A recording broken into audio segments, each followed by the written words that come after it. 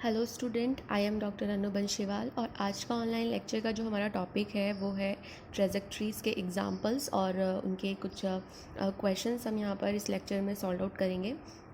तो उनके examples start करने से पहले सबसे पहले जो मैंने लास्ट ऑनलाइन लेक्चर के अंदर ट्रेजेक्ट्रीज़ और ऑर्थोगोनल ट्रेजेक्ट्रीज़ की डेफिनेशन और उनके वर्किंग रूल जो डिस्कस किए थे उनको एक बार रिवाइज़ कर लेते हैं। तो ट्रेजेक्ट्रीज़ की डेफिनेशन हम अर्लियर लेक्चर में भी डिस्कस कर चुके हैं कि यदि कोई कर्व जो है वो फैमिली ऑफ कर्व के प्रत्येक सदस्य को काटता है तो वो कर्व हमारे पास में क्या कहलाता है, ट्रेजेक्ट्री कहलाता है। अगर वो कर्व उसको 90 डिग्री एंगल पे काटता है तो वो ऑर्थोगोनल ट्रेजेक्ट्री कहलाता है। और यदि हमारी फैमिली ऑफ कर्व का ही अगर कोई सदस्य शेष सदस्यों को 90 डिग्री एंगल पे काटता है तो वो सेल्फ ऑर्थोगोनल फैमिली कहलाती है। और इसके अंदर हमने देखा था कि ये तो मैथमेटिकल मतलब ये तो हमारे पास में थ्योरेटिकल डेफिनेशन हो गई, लेकिन अगर हमें मैथमेटिकल देखना है कि सेल्फ ऑर्थोगोनल फैमिली क्या होती है तो इसका वर्किंग रूल हमारे पास में क्या होता है कि सबसे पहले हमारी जो फैमिली ऑफ कर्व हमें दी हुई होती है उसका डिफरेंशियल इक्वेशन हम फाइंड आउट करते हैं। उसके बाद में हम ऑर्थोगोनल कर्व के लिए डिफरेंशियल इक्वेशन फाइंड आउट करते हैं। अगर दोनों डिफरेंशियल इक्वेशन हमारे पास में आइडेंटिकल हो जाती हैं तो हम कहते हैं कि हमारी जो फैमिली ऑफ कर्व है वो क्या है, सेल्फ ऑर्थोगोनल फैमिली है। इसके बाद में हमने ऑर्थोगोनल ट्रेजेक्ट्रीज को दो फॉर्म में डिस्कस किया था, एक कार्टेशियन फॉर्म के अंदर और एक पोलर फॉर्म के अंदर। अगर हमारे पास में कोई इक्वेशन कार्टेशियन फॉर्म में दिया हुआ है तो उसमें हम किस तरीके से ऑर्थोगोनल ट्रेजेक्ट्री की इक्वेशन फाइंड आउट करते हैं। कार्टेशियन फॉर्म में हमने देखा कि किस तरीके से D Y by D X के प्लेस पे अगर हम minus D X upon D Y put कर देते हैं तो हमें ऑर्थोगोनल फैमिली कर्व की डिफरेंशियल इक्वेशन जो है वो फाइंड आउट हो जाती है। और फिर अगर हम इसका इंटीग्रेशन करें तो हमें फैमिली ऑफ कर्व मिल जाती है ऑर्थोगोनल कर्व्स की। तो इसका वर्किंग रूल भी हमने स्टडी किया था कि किस तरीके से फैमिली ऑफ कर्व का सबसे पहले हमें अवकल समीकरण ज्ञात करना होता है और फिर अवकल समीकरण के अंदर हम D Y by D X के प्लेस पे minus D X upon D Y put कर देते हैं। और जो भी अवकल समीकरण ये पुट करने के बाद में हमें प्राप्त होती है उसका हम समाकलन करके family of orthogonal curve find out कर सकते हैं। इसी तरीके से हमने पोलर फॉर्म के अंदर पढ़ा था कि अगर हम जो फैमिली ऑफ कर्व है सबसे पहले उसका डी फाइंड आउट करेंगे डिफरेंशियल इक्वेशन, और उसमें R D theta upon D R के स्थान पर हमें क्या रखना है, -1 upon R D R upon D theta put करना है। और ये पुट करने के बाद में जो भी हमें डिफरेंशियल इक्वेशन प्राप्त होगी वो हमारी डिफरेंशियल इक्वेशन ऑर्थोगोनल कर्व की डिफरेंशियल इक्वेशन होगी। और अगर हम उसको इंटीग्रेट करेंगे तो हमारे पास में फैमिली ऑफ ऑर्थोगोनल कर्व जो है वो हमें फाइंड आउट हो जाएगा। अब इस दोनों टॉपिक के बाद में हमने एग्जांपल्स डिस्कस करेंगे कि इनके जो वर्किंग रूल है इन वर्किंग रूल से हम किस तरीके से कार्टेशियन फॉर्म और पोलर फॉर्म के अंदर ऑर्थोगोनल फैमिली ऑफ कर्व जो है वो फाइंड आउट करते हैं।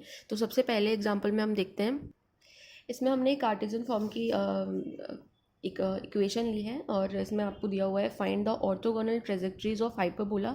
आपको एक हाइपरबोला की फैमिली ऑफ कर्व दे रखी है, यानी कि आपके पास में हाइपरबोला की फैमिली है एक, और उसकी आपको ऑर्थोगोनल ट्रेजेक्ट्री की फैमिली निकालनी है। तो हम यहाँ पे क्या करेंगे, जो हाइपरबोला की जो इक्वेशन है एक्स वाई इक्वल्स टू ए, जहाँ पर ए ध्यान रखना है हमें, हमारा प्राचाल है, पैरामीटर है। और जब भी हम इसका डिफरेंशियल इक्वेशन निकालेंगे, इस फैमिली ऑफ कर्व को डिफरेंशिएट करके इसका डिफरेंशियल इक्वेशन निकालेंगे फैमिली ऑफ कर्व का, तो वहाँ पर हमारा जो प्राचाल है वो विलुप्त हो जाना चाहिए, नहीं आना चाहिए। अगर आपके पास में प्राचाल जो है वो डिफरेंशियल करने के बाद में भी इक्वेशन में आ रहा है तो सबसे फर्स्ट जो हमारा काम होगा वो हमारे प्राचाल को विलुप्त करना होगा। तो यहाँ देखिए एक्स वाई इक्वल्स टू ए है और यहाँ पर ए हमारा प्राचाल है। अगर हम इस इक्वेशन को एक्स के रिस्पेक्ट में डिफरेंशिएट करते हैं तो डिफरेंशिएट करने के बाद में हमें ये इक्वेशन मिल जाएगी और यहाँ पे ए जो है वो ऑटोमेटिकली क्या हो गया, ख़त्म हो गया है। तो यहाँ पर हमने सिंपल फिर D Y by D X की वैल्यू निकाली और D Y by D X equals to हमारे पास में आ गया -y अपॉन एक्स। अब हमें क्या करना है, ये जो डिफरेंशियल इक्वेशन है ये हमारी हाइपरबोला फैमिली के लिए डिफरेंशियल इक्वेशन है। अब हमें इस हाइपरबोला के लिए ऑर्थोगोनल ट्रेजेक्ट्री की डिफरेंशियल इक्वेशन निकालनी है। तो हम क्या करेंगे, हमारा वर्किंग रूल क्या कहता है कि D Y by D X के प्लेस पे हमें क्या रखना है, -dx अपॉन dy अगर हम पुट कर दें तो हमें ऑर्थोगोनल ट्रेजेक्ट्री की डिफरेंशियल इक्वेशन फाइंड आउट हो जाएगी। तो इस वाली इक्वेशन में हमने simply D Y by D X की जगह -dx अपॉन dy पुट किया और इसको थोड़ा सा सॉल्व आउट किया। सॉल्व आउट करने के बाद में हमारे पास में कुछ इस तरीके की सेपरेटेड वेरिएबल्स की एक डिफरेंशियल इक्वेशन मिल गई, और इसे हम इंटीग्रेट करेंगे तो हमारे पास में आ गया Y square minus X square equals to C. और ये जो इक्वेशन है ये भी हमारे पास में क्या है, अगेन एक हाइपरबोला ही है। और ये हाइपरबोला किस प्रकार का है कि इसका केंद्र जो है वो हमारे पास में क्या है, मतलब मूल बिंदु है। और यहाँ पे कंडीशन है अगर c ग्रेटर देन 0 है तो ये y अक्स जो है इसके लिए ट्रांसफर एक्सेस होगा, और c अगर लेस देन 0 है तो x एक्सेस जो है उसके लिए क्या होगा, ट्रांसवर्स एक्सेस होगा। तो ये जो इक्वेशन है आपके लिए टास्क ये है कि आप इस इक्वेशन को ग्राफिकली प्लॉट करके देखें कि किस तरीके का मतलब प्लॉटिंग होगी हमारे एक्स वाई प्लेन के अंदर। और इसी तरीके से आप एक्स वाई इक्वल्स टू ए जो आपके पास में हाइपरबोला दे रखा है उसको प्लॉट करके देखिए कि ये किस तरीके की प्लॉटिंग होगी। मैंने यहाँ पर रफली प्लॉट किया है, तो ये रफली प्लॉट करने के बाद में हमने देखा कि ये इस तरीके का कुछ हमारे पास में डायग्राम बनेगा, जिसमें जो हाइपरबोला की फैमिली है उसको ये दूसरी हमें जो हाइपरबोला की फैमिली मिली है वो किस तरीके से कट करती है। तो यहाँ पर हमने देखा कि किस तरीके से हमने एक हाइपरबोला की फैमिली की ऑर्थोगोनल ट्रेजेक्ट्री फैमिली जो है वो फाइंड आउट की है। सेम इसी तरीके का प्रोसेस जो है वो हम पोलर फॉर्म के अंदर देखेंगे।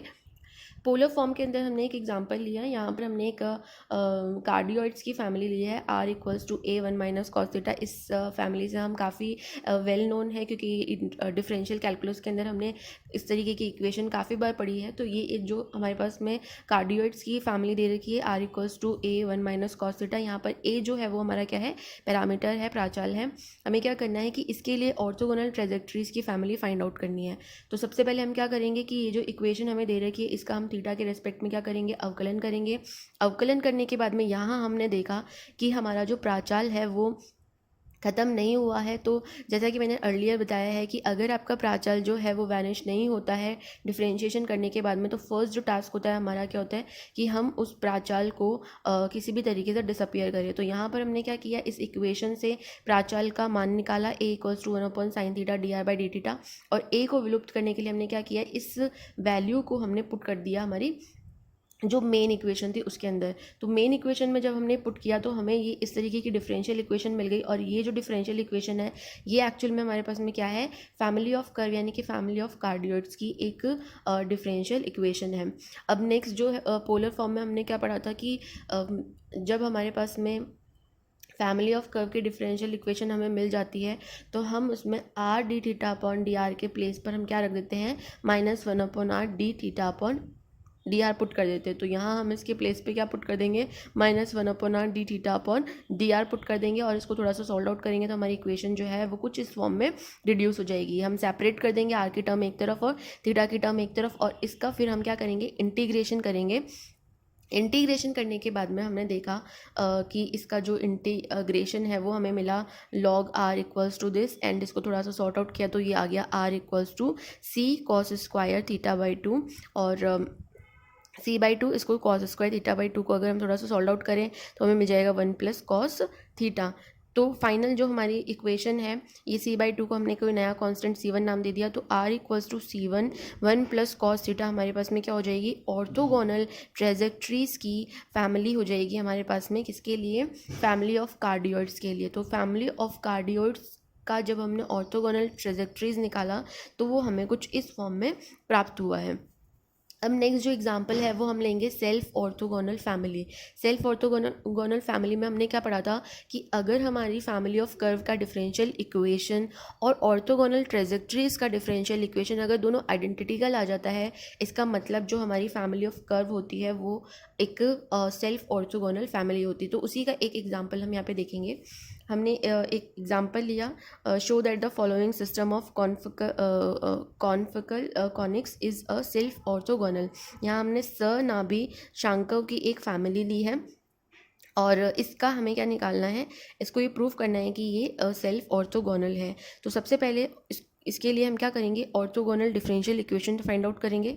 तो यहाँ पर हमने क्या किया कि ये जो हमारी इक्वेशन है इस इक्वेशन का हमने क्या किया है, डिफरेंशिएशन कर दिया है एक्स के रिस्पेक्ट में। एक्स के रिस्पेक्ट में जब हमने इसका डिफरेंशिएशन किया और यहाँ पर हमारे पास में D Y by D X आया, उसको हमने कोई वेरिएबल पी कंसिडर कर लिया है, तो जो हमारी इक्वेशन है वो कुछ इस फॉर्म में रिड्यूस हो जाएगी। यानी कि ये जो इक्वेशन 2 है ये हमारी डिफरेंशियल इक्वेशन है कॉन्फिकल कॉनिक्स के लिए।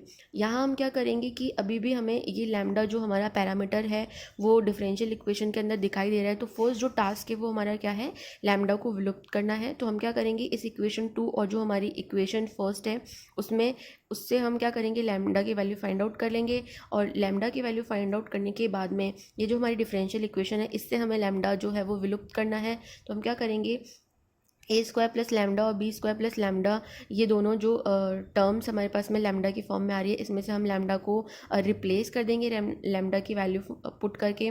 तो यहाँ से A square plus lambda without lambda के टर्म में हमारे पास में ये प्राप्त होगा, और बी स्क्वायर लैम्डा जो है विदाउट लैम्डा के टर्म में हमें ये प्राप्त होगा। हमें इन्हें इक्वेशन 3 और 4 नाम दे दिया। ये 3 और 4 जो इक्वेशन है इसे हम इक्वेशन 2 के अंदर पुट कर देंगे। पुट करके इसको सिंप्लीफाई करेंगे तो हमारे पास में कुछ इस तरीके की इक्वेशन जो है वो हमें फाइंड आउट हो जाएगी। आप जो है ये पूरा कैलकुलेशन करके देखिए कि ये जो एक्सप्रेशन है वो यही प्राप्त होते हैं या नहीं।